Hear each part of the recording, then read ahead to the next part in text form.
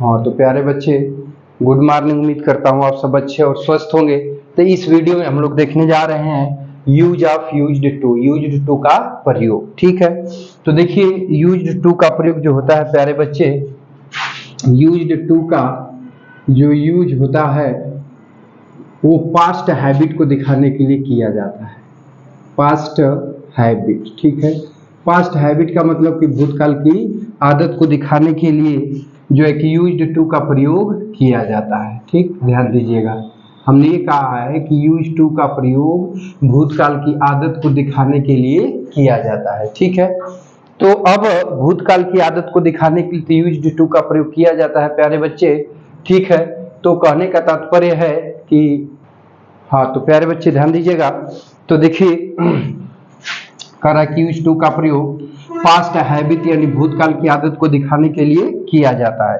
तो अब इसमें स्ट्रक्चर क्या बनेगा, तो सबसे पहले प्यारे बच्चे सब्जेक्ट लिखोगे, इसके बाद फिर क्रिया के रूप में किसका प्रयोग करोगे, तो यूज्ड टू का करोगे, फिर लिखोगे मेन वर्ब की फर्स्ट फॉर्म, फिर लिखोगे ऑब्जेक्ट, और ऑब्जेक्ट के बाद लिखोगे अदर वर्ड। ठीक है, तो इस स्ट्रक्चर पर आप भूतकाल की आदत दिखाने वाले वाक्यों को बनाओगे। ठीक है, तो ये तो रहा बाबू स्ट्रक्चर। ठीक है, अब थोड़ा सा बातचीत को आगे की ओर ले चलते हैं। ठीक है, तो ध्यान दीजिएगा, तो बातचीत को आगे बढ़ाएंगे। तो अगर भूतकाल के आदत की बात की जाए तो इसको और फॉर्मेट भी होते हैं, वुड के प्रयोग से अथवा जो है कि वर्ब की सेकेंड फॉर्म से भी आप बना सकते हो। तो उसको जब हम लोग ट्रांसलेशन पोर्शन पर आधारित करके पढ़ेंगे तो आप इस चीज को डिटेल में बताएंगे। ठीक है, अब थोड़ा सा बातचीत को आगे बढ़ा लेते हैं। देखिए अब भूतकाल की आदत को बताया जाए तो जैसे कह दे कि वह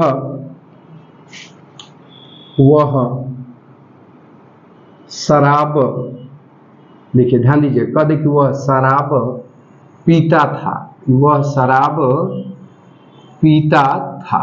ठीक है प्यारे बच्चे, तो अब ये सिंपल वाक्य है, ये पास्ट टेंस का क्या है, सिंपल वाक्य है। ठीक है, लेकिन अब इसी को बदल दे और इसी को कह दे आपका कि वह शराब पिया करता था, वह शराब पिया करता था। ठीक है बाबू, तब इससे क्या हो गया, तो प्यारे बच्चे अभी वाक्य भूतकाल की आदत को प्रकट करने लगा। ठीक है, हम कह दे कि पिताजी कहानी कहते थे, अब पिताजी कहानी कहा करते थे चाहे सुनाया करते थे, तो अभी भूतकाल की आदत हो गया। हम कह दे कि वह सुबह में टहलता था और उसी को घुमा के बोल दे कि वह सुबह में टहला करता था, तो अभी क्या है, सब भूतकाल की आदत को प्रकट कर रहा है। जब ये भूतकाल की आदत को प्रकट कर रहा है तो इसका अनुवाद बनाओगे, तो अनुवाद देखिए, तो हाई पिया करना आपका क्या हो जाएगा बाबू, मेन वर्ब। ठीक है, तो हमने बताया था कि कर्ता को ज्ञात करने के लिए मुख्य क्रिया से पहले, ठीक है, मुख्य क्रिया से पहले हु, ठीक है, जिसकी हिंदी मीनिंग होती है कौन, शब्द लगा के प्रश्न पूछेंगे तो उत्तर में जो मिलेगा आपको क्या मिलेगा, तो सब्जेक्ट मिलेगा। इस बात को हमने बताया था। ठीक है प्यारे बच्चे, ध्यान दीजिएगा। और ऑब्जेक्ट ज्ञात करने के लिए हमने बताया था कि क्या या किसको, क्या या किसको शब्द लगाकर प्रश्न पूछोगे तो उत्तर में जो मिलेगा आपको क्या मिलेगा, तो प्यारे बच्चे आपको ऑब्जेक्ट मिलेगा। ठीक है, ध्यान दीजिएगा। तो उसी तरह से तो कह रहा है कि वह शराब पिया करता था, तो कौन पिया करता था, तो वह हमारा क्या हो गया, सब्जेक्ट। ठीक है, अब क्या पिया करता था, तो भाई शराब, तो शराब हमारी क्या हो गई, ऑब्जेक्ट। ठीक है, तो अब इसका हमें अनुवाद करना है बाबू, तो सबसे पहले कर्ता को लिखेंगे, तो कर्ता हुआ की मीनिंग क्या हो जाएगी, ही। ठीक है, अभी वाक्य भूतकाल की आदत दिखा रहा है, तो अब सहायक क्रिया के रूप में किसका प्रयोग करेंगे, यूज्ड टू का, तो अब यहाँ पे क्या हो जाएगा, यूज्ड टू।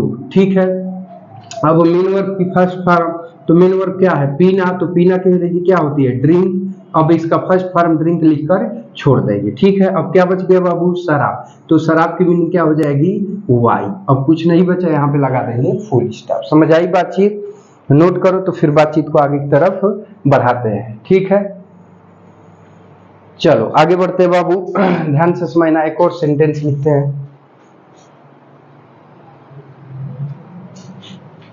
देखो ध्यान से समझना। जैसे कह दिया जाए कि मेरी दादी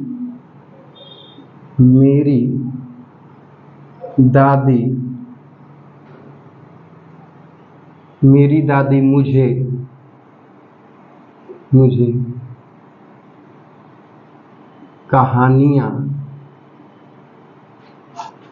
मेरी दादी मुझे कहानियाँ सुनाया करती थी, सुनाया करती थी। ठीक है प्यारे बच्चे, ध्यान से सुनो। ठीक, देखिए तो कह रहा है कि मेरी दादी मुझे कहानियां सुनाया करती थी। देखिए अगर इसको ऐसे बोला होता कि मेरी दादी मुझे कहानी सुनाती थी, मुझे कहानी सुनाती थी, तो ये पास्ट इंडेफिनिट का सिंपल वाक्य हो जाएगा। लेकिन घुमा के बोल दिया कि मेरी दादी मुझे कहानियां सुनाया करती थी, तो अब ये पास्ट टेंस का वाक्य है, परंतु पास्ट की हैबिट को बता रहा है, मतलब भूतकाल की आदत को बता रहा है। ठीक है, तो अब ध्यान दीजिएगा, अब बातचीत को आगे बढ़ाएंगे तो इसका अनुवाद हम करते हैं। ठीक है, तो अनुवाद जब करेंगे तो ध्यान दीजिएगा, ही सुनाना मेन वर्ब आपका हो जाएगा। ठीक है, तो कौन सुनाया करती थी, तो मेरी दादी। ठीक है, ये सब्जेक्ट हो गया। अब क्या सुनाया करती थी, कहानियां, तो ये आपका क्या हो गया, क्या का रिप्लाई, डायरेक्ट ऑब्जेक्ट हो गया। ठीक है, अब किसको सुनाया करती थी, तो मुझे, तो मुझे आपका कौन सा ऑब्जेक्ट हुआ, तो अब ये इनडायरेक्ट ऑब्जेक्ट कहलाएगा। ठीक है, तो अब ध्यान दीजिएगा, तो अब इसका अनुवाद हमको करना है, तो बाबू अब करता, मेरी दादी की मीनिंग क्या हो जाएगी, माई ग्रैंड मदर। ठीक है, माई ग्रैंड मदर, ठीक, मेरी दादी। ठीक है, अब ये वाक्य भूतकाल की आदत को दिखा रहा है, तो हेल्पिंग वर्ब के रूप में किसका प्रयोग करेंगे, यूज्ड टू का। तो अब यहाँ पे क्या हो जाएगा, यूज्ड टू।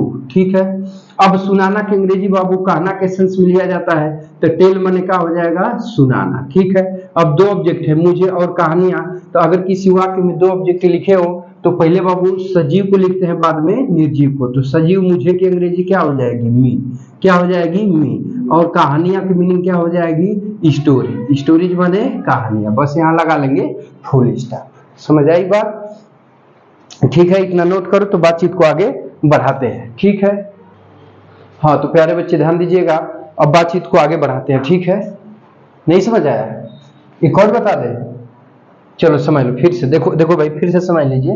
एक बच्चा बोल रहा है, बच्चा कौन है, तो बच्चा सुमित है, ये बोल रहा है कि नहीं समझ आया सर, फिर एक बार एक्सप्लेन करिए।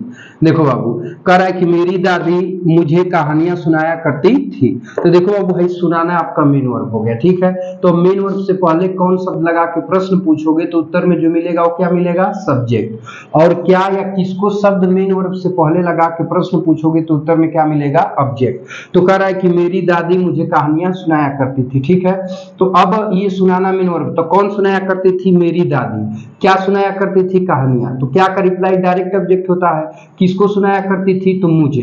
तो अब किसको का रिप्लाई जो मिलता है वो इनडायरेक्ट ऑब्जेक्ट होता है। ठीक है, तब आपको सब्जेक्ट मिल गया, मेन वर्ब मिल गई, दो ऑब्जेक्ट मिल गए, तब इसका अनुवाद बनाना है तो इस फॉर्मेट पे रख दीजिए। तो करता मेरी दादी की मीनिंग क्या हो जाएगी, माई ग्रैंड मदर। ठीक है, अब हेल्पिंग वर्ब यूज्ड टू लगा लेंगे क्योंकि भूतकाल की आदत को प्रकट कर रहा है, तो अब यहाँ पर क्या हो जाएगा, यूज्ड टू। ठीक है, अब मेन वर्ब का नंबर है, मेन वर्ब है सुनाना, तो सुनाना की अंग्रेजी टेल हो जाएगी। अब दो ऑब्जेक्ट है, मुझे और कहानियां, तो मुझे की मीनिंग क्या लग जाएगी, मी, और कहानियां का क्या हो जाएगा, स्टोरीज। ठीक है प्यारे बच्चे, समझ गए। चलो हाँ देखो, अब अगर इसको बनाना चाहोगे तो कुछ नहीं करना है, इसको वुड की यूज से भी बना सकते हो, यानी माई ग्रैंड मदर लिख दोगे और यूज टू की जगह पर आप क्या लगा लोगे, वुड। ठीक है, अब उसके बाद है टेल मी स्टोरीज पूरा उतार दोगे तो भी आपका वाक्य क्या रहेगा, सही रहेगा। समझ आ रही है बातचीत। अब देखो बाबू, थोड़ा सा बातचीत को आगे बढ़ाते एक और सेंटेंस बना लेते हैं, तो फिर हम लोग आगे की ओर बढ़ेंगे। ठीक है, देखो बाबू, जैसे कह दिया जाए कि कह दिया जाए कि मैं विद्यार्थी जीवन में, मैं विद्यार्थी जीवन में फिल्म देखा करता था, फिल्म देखा करता था। ठीक है प्यारे बच्चे, तो ध्यान दीजिए, तो अब देखिए देखा करता था, तो देखना आपका क्या हो गया बाबू, मेन वर्ब। ठीक है, कौन देखा करता था, तो मैं, ये सब्जेक्ट हुआ। ठीक है बाबू, अब कह रहा है कि क्या देखा करता था, तो फिल्म। ठीक है बाबू, तो ये ऑब्जेक्ट हो गया। और विद्यार्थी जीवन में प्रीपोजिशन लगा है तो ये अदर वर्ड में आ जाएगा। ठीक है, लेकिन में प्रीपोजिशन का ये क्या कहलाएगा, ऑब्जेक्ट कहलाएगा। ठीक है, तो देखो बाबू अब इसका हमको क्या करना है, अनुवाद बनाना है। ठीक है, तो अनुवाद बनाने में कर्ता मैं की मीनिंग क्या हो जाएगी, आई। ठीक है, अब देखिए सहायक क्रिया के रूप में किसका प्रयोग करेंगे, यूज्ड टू का। ठीक है प्यारे बच्चे, अब देखना कि अंग्रेजी वॉच, इसका फर्स्ट फॉर्म क्या लिख देंगे, वॉच। ठीक है, अब देखिए फिल्म ऑब्जेक्ट है तो इसकी क्या हो जाएगी, the movie, watch the movie. ठीक है बाबू, अब क्या बचा आपका, तो कह रहा है कि विद्यार्थी जीवन में, तो हो जाएगा इन स्टूडेंट्स लाइफ। स्टूडेंट लाइफ मतलब क्या होता है, विद्यार्थी जीवन, इन स्टूडेंट लाइफ। ठीक, बस यहाँ लगा लेंगे फुल स्टॉप। ठीक है प्यारे बच्चे, तो ये तो रहा यूज ऑफ यूज्ड टू, जिसके बारे में हम लोगों ने स्ट्रक्चर देखा, इसके कुछ यूज देखे, इसके कुछ, हाँ तो प्यारे बच्चे इसके कुछ यूज देखे, कुछ रूल्स देखे और एग्जाम्पल वगैरह हो गया। तो इस वीडियो में अब यही तक रहने देते हैं प्यारे बच्चे, मिलते हैं नेक्स्ट वीडियो में, तब तक के लिए टेक केयर, बाय बाय बच्चों। और यह वीडियो देखने के लिए आपका बहुत बहुत धन्यवाद।